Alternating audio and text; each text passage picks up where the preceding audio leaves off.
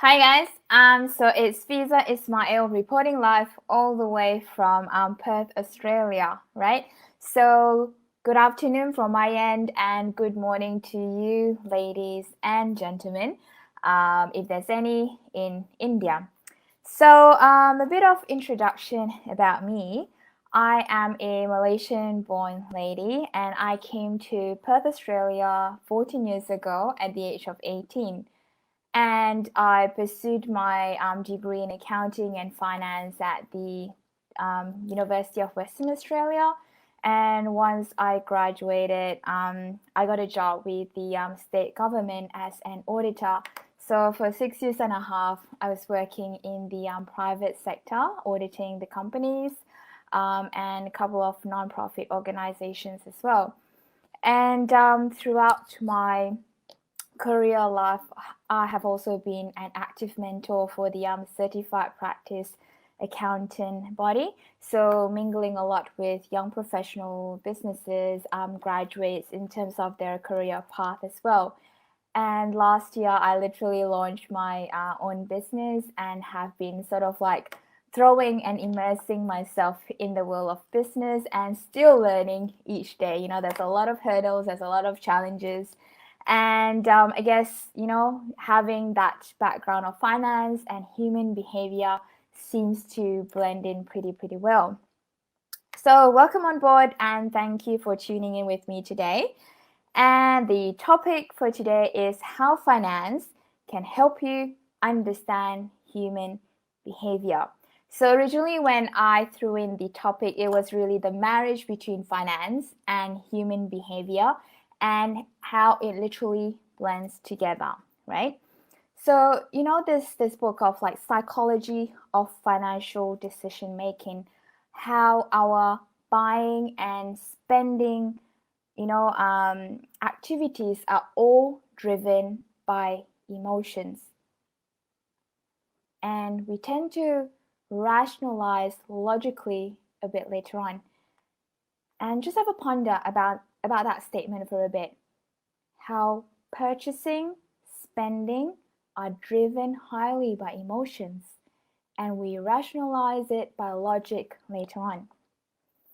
So example, right? I've been working very hard. I've had a very stressful week at work, meetings, deadlines, and at the end of the day, I'm literally tired. So I take myself to the shops and, like just browsing around, window shopping, right? And there it is, this one pair of shoes.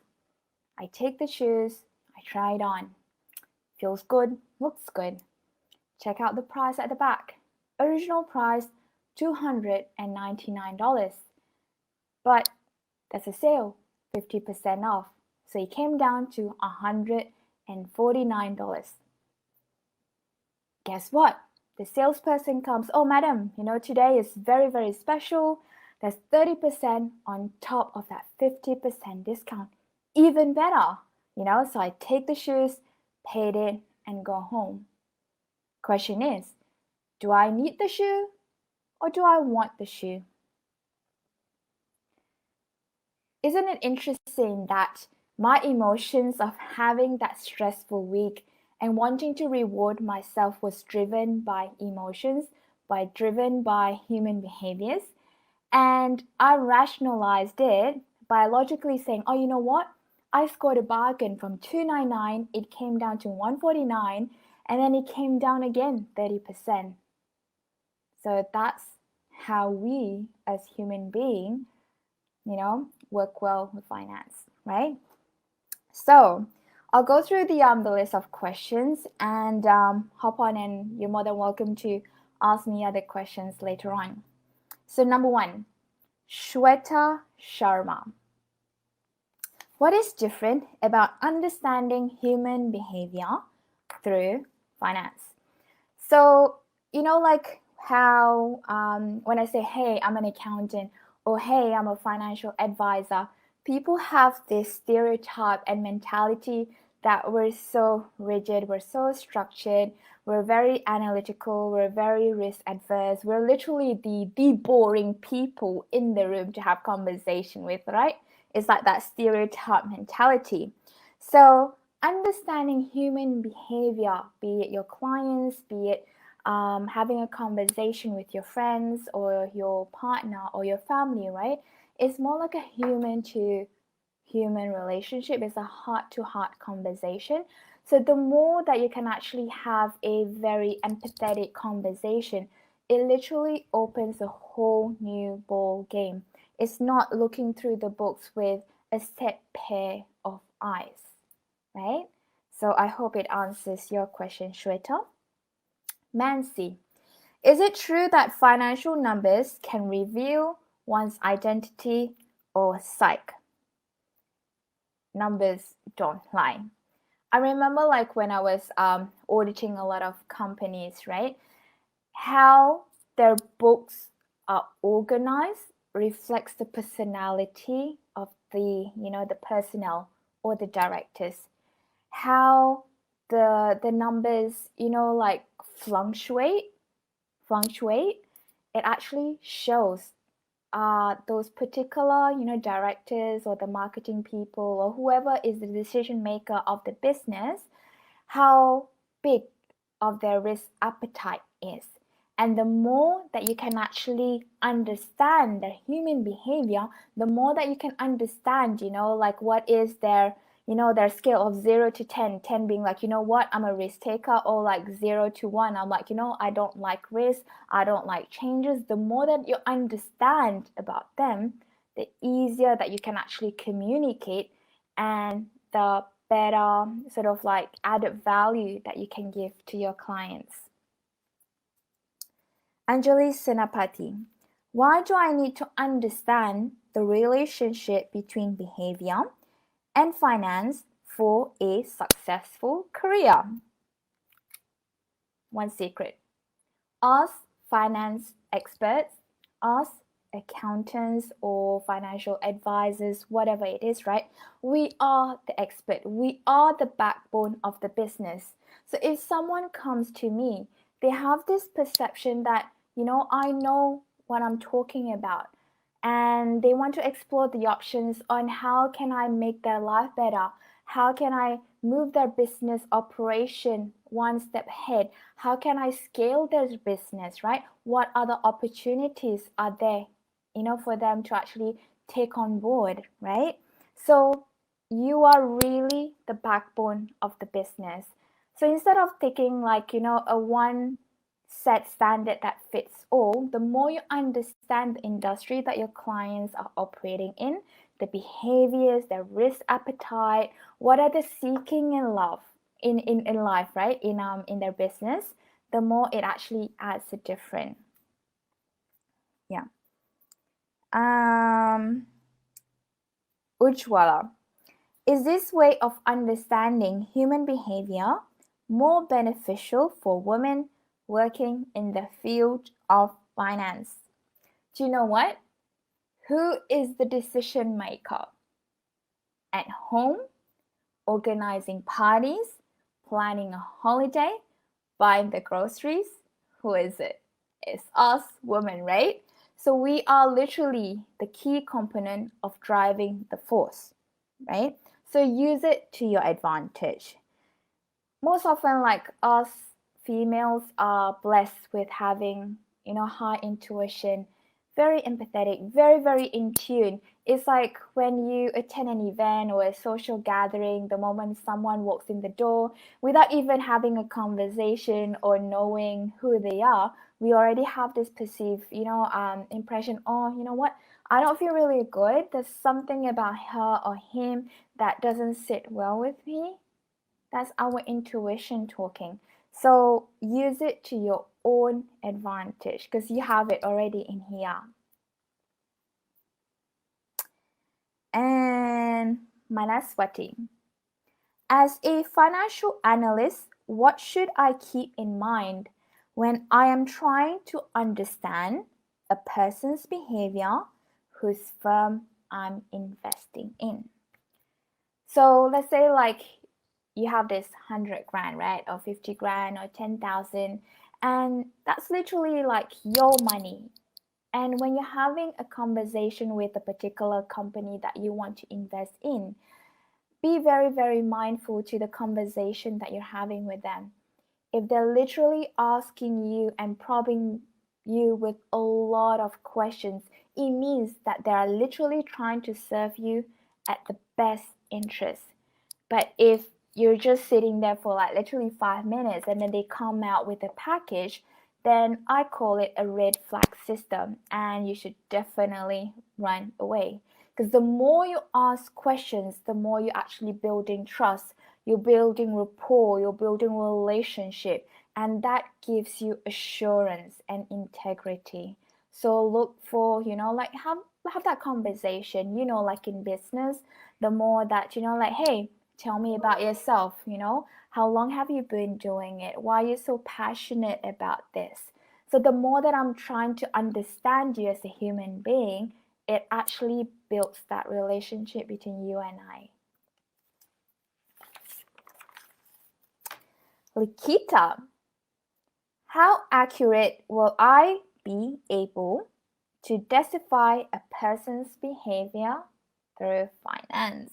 I like that question. Again, so let's say like you're sitting down with your client, right?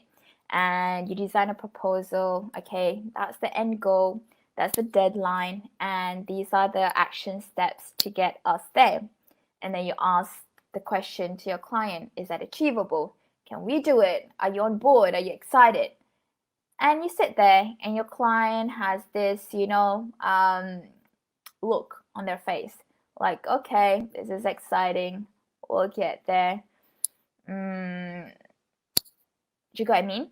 So you use human behavior to literally see if their language, what they're literally saying, actually matches the body language. So you look out for the subtle human behavior. If I'm literally saying yes, but my body is saying no, then for sure, do you know what? Your client is going to walk away, put that proposal, put that, action plan in the drawer and never even execute it. So if you pick up those, incongruency, then just say, hey, you know what? I'm sensing this energy that, something's missing here. How about we explore that conversation further? Tell me, how can I actually help you? Should we break it down a bit more? Because sometimes, people are literally overwhelmed. They don't know where to start. So you as a finance person, the finance expert, hold their hands and guide them through that journey. So it comes down again to human behavior. Anuba, how much information about a person will I need to understand their behavior through finance? My secret recipe is ask question. Ask a lot of questions, clarify, just to make sure that we're on the same page. This is what I'm hearing. Is it right? 1, 2, 3, 4, 5. There is no question that is stupid question. The only stupid question is assumptions and our own expectations. Sometimes what I say doesn't land well in your own, sort of like perception. So again, ask questions, clarify. Have a conversation with them. Tell me your vision. Tell me your why. Why is this really important for you? What are you expecting to get out of this? And believe it or not, it will open up a whole new conversation that sometimes information they don't sort of like come out easily until like the number 9 or number 10 question, because like it's very what's it called, scary sometimes, like the first couple of questions, like people are very guarded. They're like, oh, why is this person asking questions? Like, I've never been asked these kind of questions, but later on, like once they ease in, like kid you not, like the golden nugget are in those questions. So keep on asking questions. So Mr. Pakar, How will this kind of a method help me in a professional setting like my workplace? If you're a person who's curious, if you're a person who constantly asks questions, you're definitely going to be the person that stands out. When you genuinely ask people questions, you're literally building interest, you know?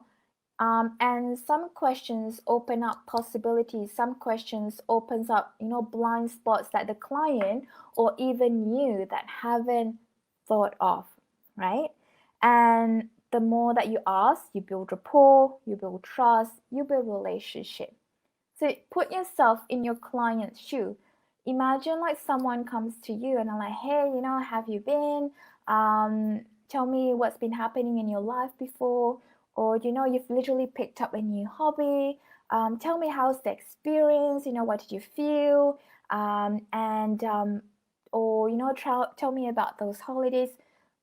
How do you feel when someone literally asks you those questions? It just feels that you're very, very important. It feels that you've been heard of, right? So it goes the same to your clients. Ask them questions. And if you are the person who do very, very different things, from your other colleagues, you're definitely going to be seen, you're going to be heard, and you're going to go a long, long way. Manikya.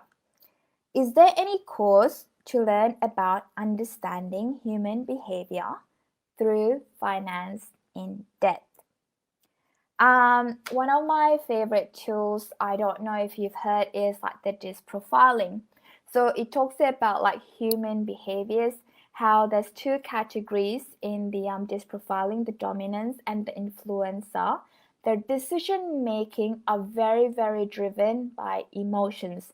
They act fast, they're always thinking about the big picture. And so it means like when you're having a conversation with them, you got to be fast and furious. There's no point like you talking them through about the processes, the systems, because that's going to bore them to death, right? And that's the other two categories, the conservative, consistent, and steadiness. They like to do a lot of research, like information, facts gathering. And when you understand their behaviors, if you understand and you pick up their language and you communicate back the language to them, it's gonna make the relationship and the process with them much, much easier because you're putting yourself in their shoes. Yeah, so DISC profiling is one good thing. I am a very, very big fan of emotional intelligence. I think emotional intelligence can be used in a very, very big spectrum in the workplace, at home, in your relationship as well. So it's about knowing your own emotions and understanding other emotions, other people's emotions as well, like being empathetic when people tell them your issues, their issues or their challenges and their struggles. You know how to actually communicate back to them, right? So that's one of my favorite. And also a big thing in our industry, finance, accounting, advisory, consultancy.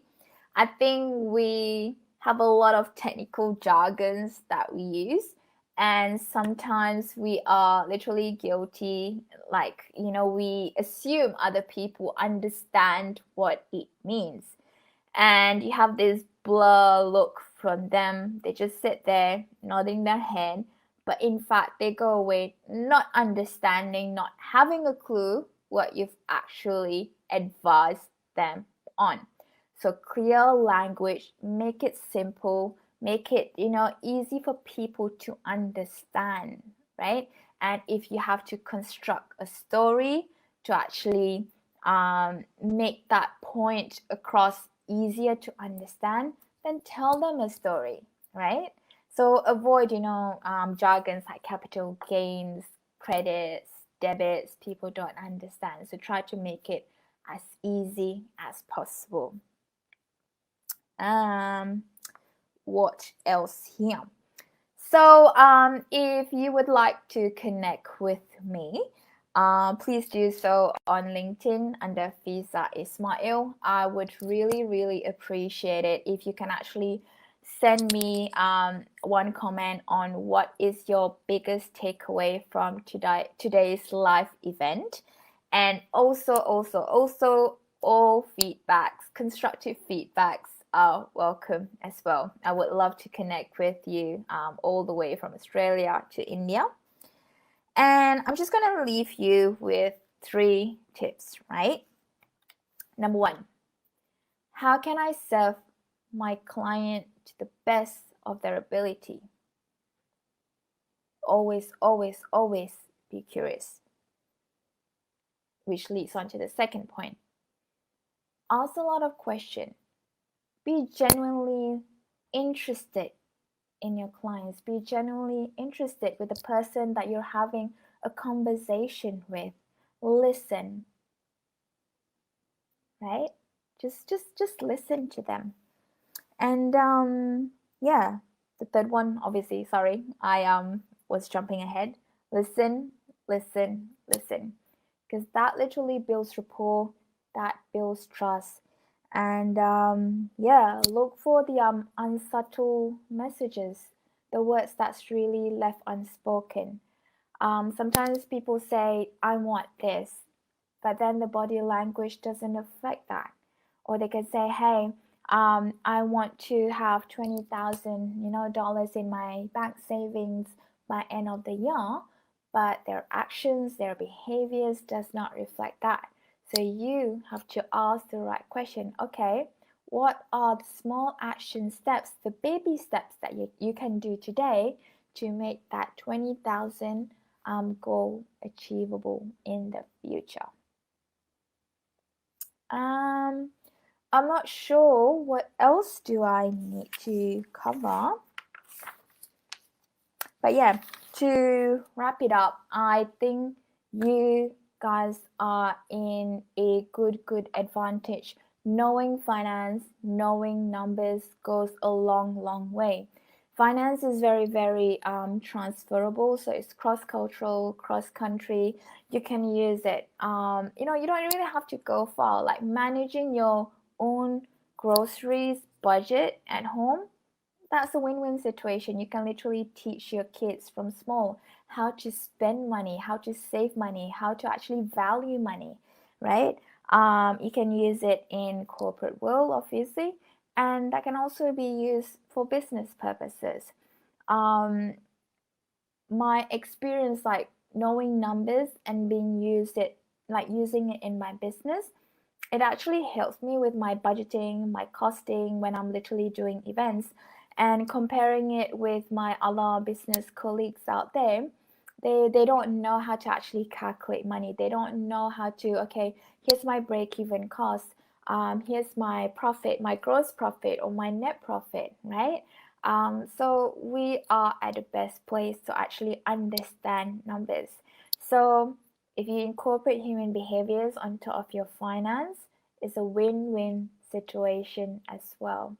So have a very blessed day ahead, ladies and guys, if there's any.